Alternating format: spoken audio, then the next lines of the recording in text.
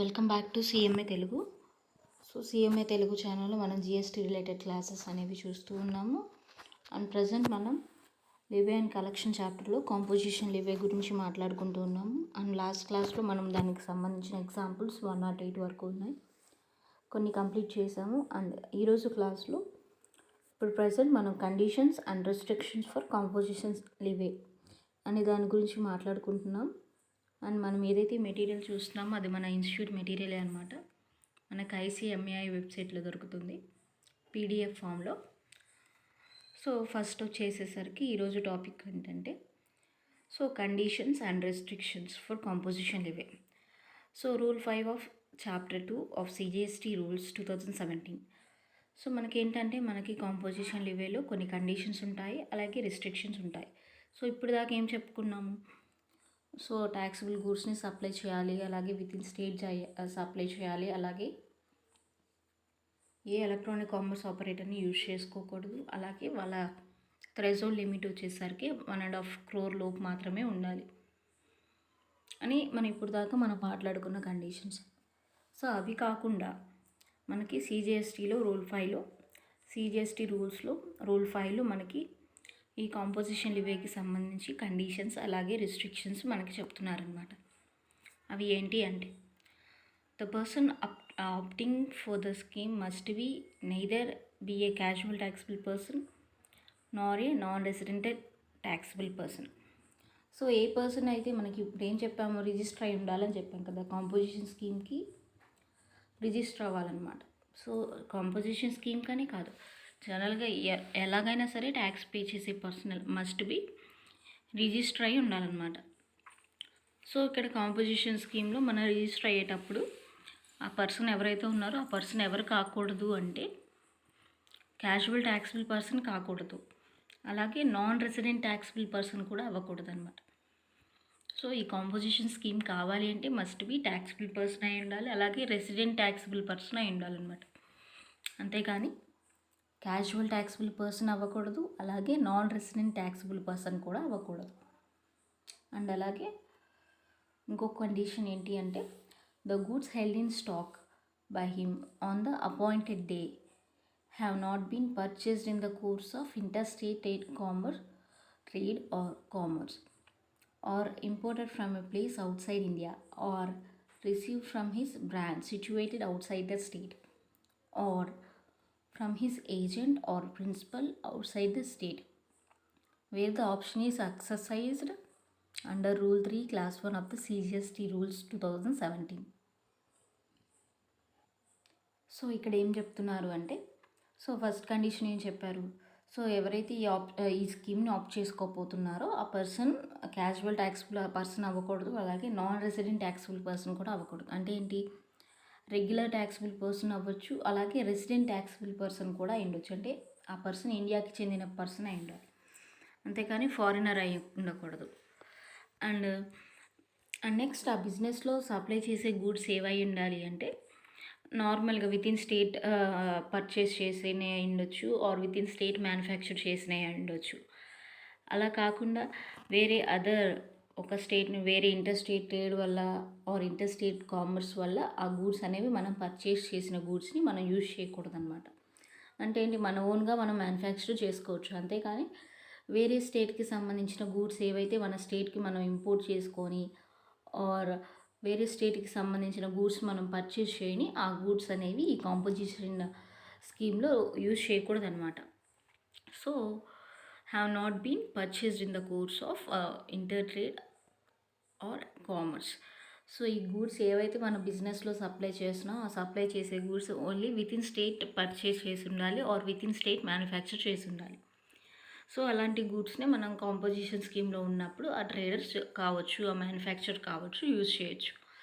అలాగే ఆ గూడ్స్ అనేవి మన స్టేట్కి సంబంధించినవే ఉండాలి, అంతేకాని అవుట్ సైడ్ ఇండియా అవ్వకూడదు. అంటే ఏంటి, వేరే కంట్రీ నుంచి మనం ఇంపోర్ట్ చేసుకున్న గూడ్స్ని మనం విత్ ఇన్ స్టేట్ సప్లై చేయకూడదు అనమాట. మనం మ్యానుఫ్యాక్చర్ చేసినవి కావచ్చు ఆర్ మన స్టేట్లో మ్యానుఫ్యాక్చర్ చేసినవి మనం ట్రేడింగ్గా వాళ్ళ దగ్గర నుంచి కొనుక్కొని మనం ప్రాఫిట్ యాడ్ చేసుకుని అమ్ముకోవచ్చు. అలాంటి గూడ్సే మనం యూజ్ చేయాలన్నమాట స్టాక్గా. అంతేకాని వేరే అదర్ స్టేట్ నుంచి మనం పర్చేస్ చేసిన గూడ్స్ కావచ్చు, ఆర్ వేరే అదర్ కంట్రీ నుంచి మనం ఇంపోర్ట్ చేసుకున్న గూడ్స్ కావచ్చు, మన బిజినెస్లో యూజ్ చేయకూడదు. ఈ కాంపోజిషన్ స్కీమ్కి ఆర్ కాంపోజిషన్ లివేకి ఉన్న కండిషన్స్ అండ్ రెస్ట్రిక్షన్స్లో ఇది ఒకటనమాట.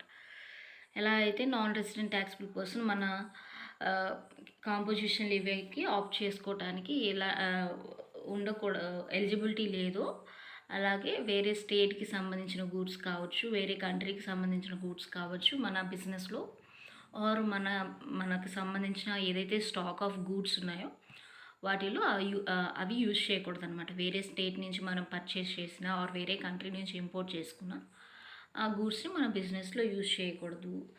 ఆ గూడ్స్ని వితిన్ స్టేట్లోనే నువ్వు సప్లై చేసుకున్నా సరే నీకు కాంపోజిషన్ లివేకి రాదనమాట అది. అలాగే receive from his branch situated outside the state. So ఇప్పుడు మనం ఇంతకుముందు చెప్పుకున్నట్టు డిస్టింక్ట్ పర్సన్స్ అంటాం కదా, ఒకే స్టేట్ డిఫరెంట్ స్టేట్లో ఉండి ఒకటే బిజినెస్ అయి ఉంటే మనం డిస్టింక్ట్ పర్సన్స్ అంటాం కదా, ఎందుకంటే డిఫరెంట్ రిజిస్ట్రేషన్ నెంబర్స్ ఉంటాయి. సో మన బ్రాంచే కానీ వేరే స్టేట్లో ఉందన్నమాట, మన స్టేట్లో కాకుండా. సో అలాంటి దాని నుంచి నువ్వు గూడ్స్ తీసుకున్నావు. సో అలాంటి గూడ్స్ని కూడా నువ్వు కాంపోజిషన్ స్కీమ్ ఎలిజిబుల్ అవ్వడానికి నీకు వీలు ఉండదన్నమాట. సో అలాంటి గూడ్స్ కూడా మన బిజినెస్లో యూజ్ చేయకూడదు అనమాట. ఏవైతే మన ఓన్గా మనం మ్యానుఫ్యాక్చర్ చేసుకుంటామో, ఏవైతే మన స్టేట్లో దొరికే గూడ్స్నే మనం పర్చేస్ చేసి అవే మళ్ళీ రీసేల్ చేస్తూ ఉంటాము, వాటిని ట్రేడింగ్ అంటాం కదా. పర్చేస్ చేసి సేల్ చేయడాన్ని ట్రేడింగ్ అంటాం కదా.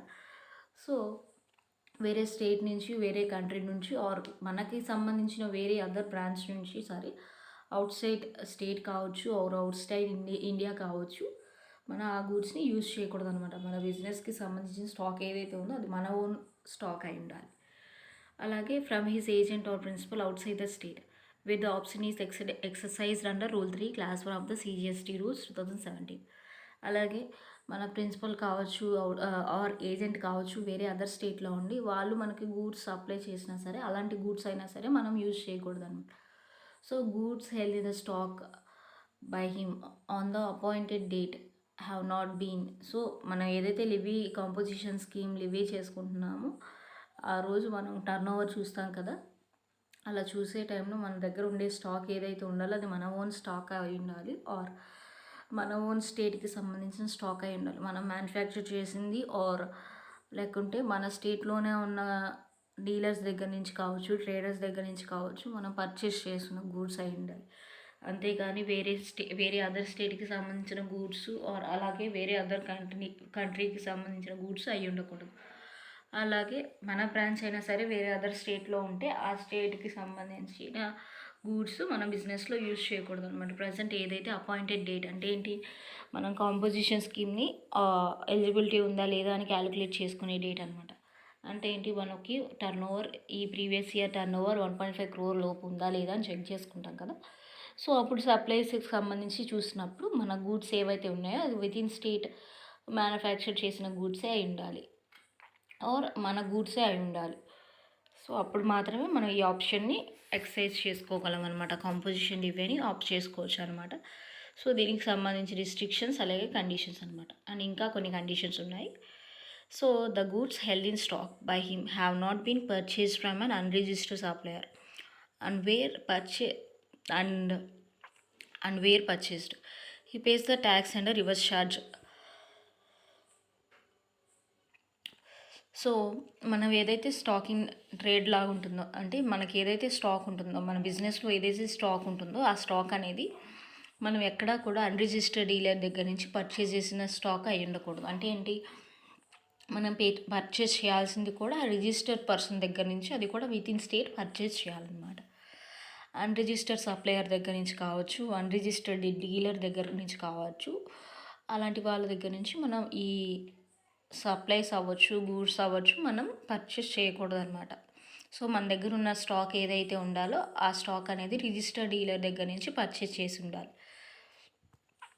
అలా కాకుండా ఎవరైతే పర్సన్ రివర్స్ ఛార్జ్ బేసిస్లో పే చేస్తుంటారో అలాంటి వాళ్ళ దగ్గర నుంచి మనం గూడ్స్ అనేవి పర్చేస్ చేయకూడదు అనమాట. అలాగే he shall pay tax as per normal rates. in case of inward supply of goods or services or both received under section 9 class 3 or 4 of CGST Act 2017. These subsections provides for payment of tax by recipient of goods or services where the taxpayers deals with unregistered person. Tax must be paid or no stock must be held.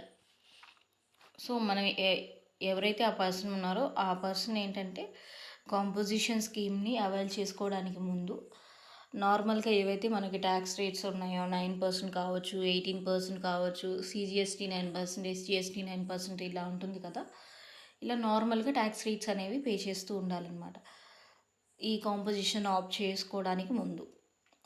అలాగే మనకి ఏవైతే CGST కావచ్చు, అదే CGST act ప్రకారంగా కావచ్చు, IGST act ప్రకారంగా కావచ్చు, ఏవైతే ట్యాక్స్ రేట్స్ ఉంటాయో ఆ ట్యాక్స్ రేట్స్ అనేవి ఆ నార్మల్గా పర్సన్ ఈ కాంపోజిషన్ ఏవైనా ఆప్ చేసుకోవడానికి ముందు నార్మల్గా ట్యాక్స్ అనేవి పే చేస్తూ ఉండాలన్నమాట.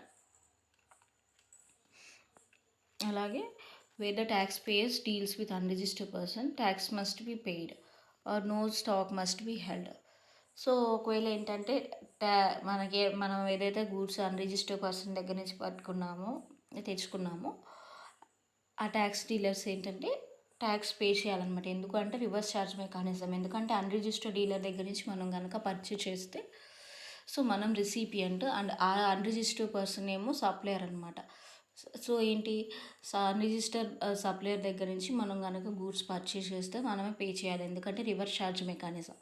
సో అప్పుడు ఆ స్టాక్ అనేది అసలు ఉండకూడదు అనమాట మన బిజినెస్లో. ఎందుకంటే మన పైన చెప్పిన కండిషన్స్లో అన్రిజిస్టర్డ్ సప్లయర్ దగ్గర నుంచి తెచ్చిన గూడ్స్ మన స్టాక్లో ఉండకూడదని చెప్పాను.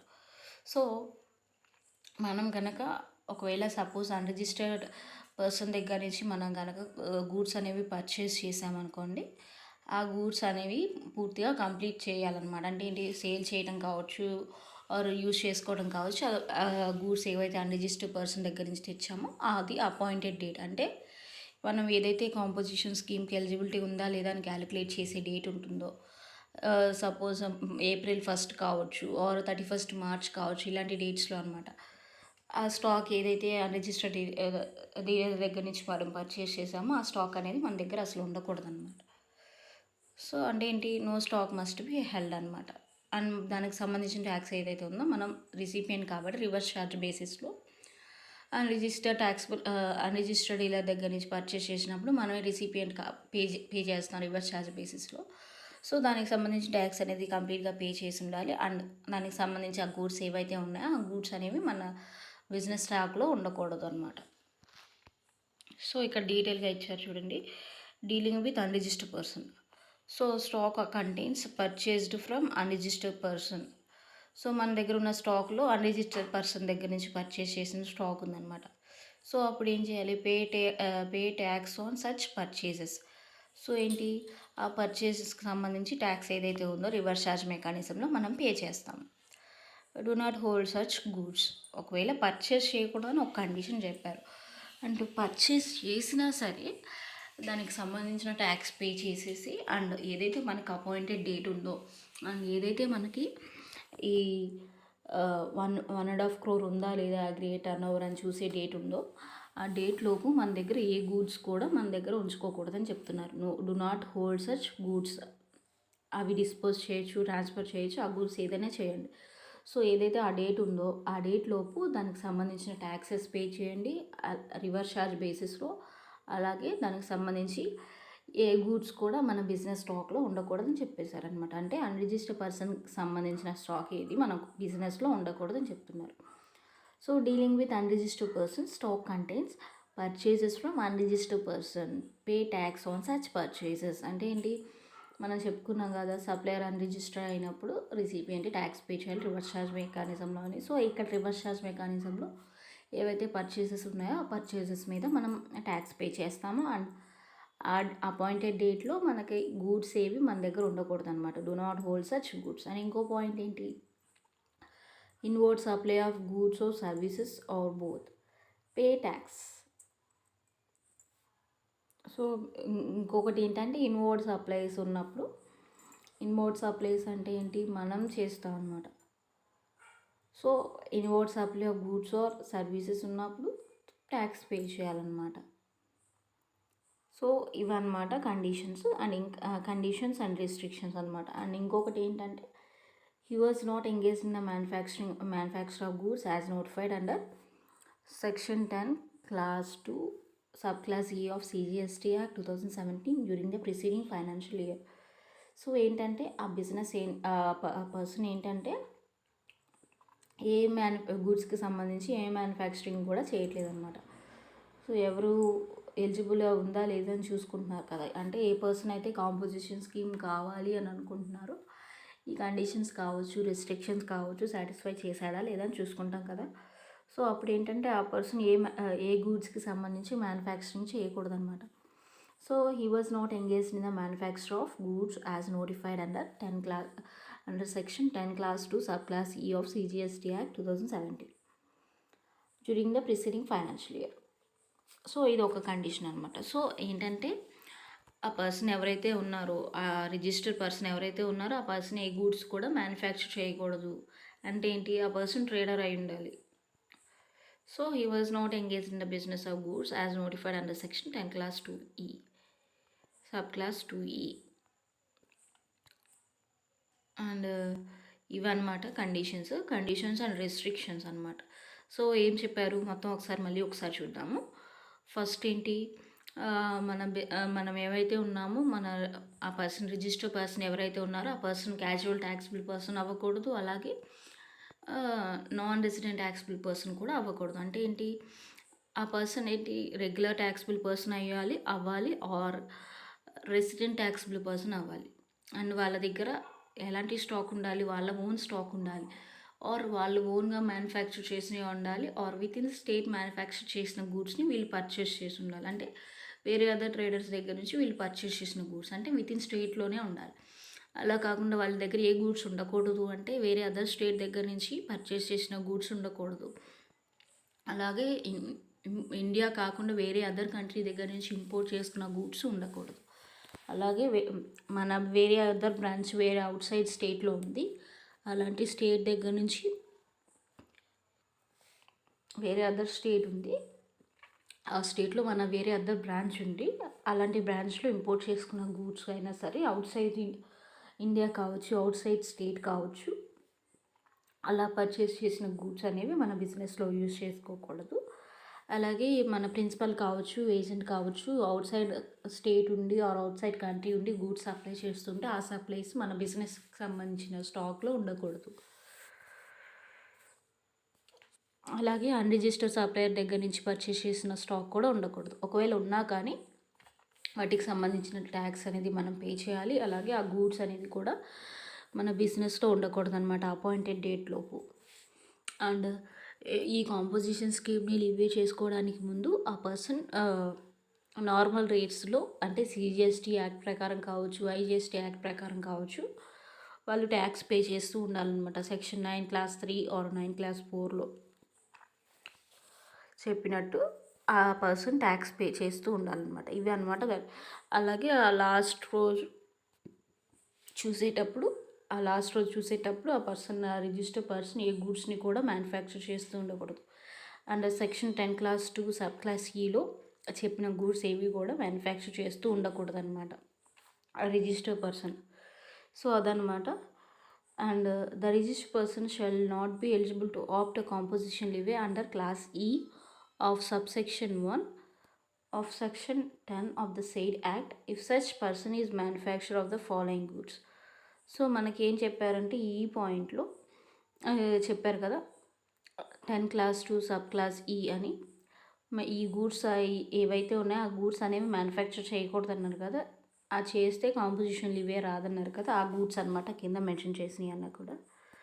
సో ఇవన్నీ కూడా మనం నెక్స్ట్ క్లాస్లో చూద్దాం. Thanks for watching. Please like చేయండి, షేర్ చేయండి, సబ్స్క్రైబ్ చేయండి our channel CMA Telugu. Please like, share, subscribe to my channel CMA Telugu.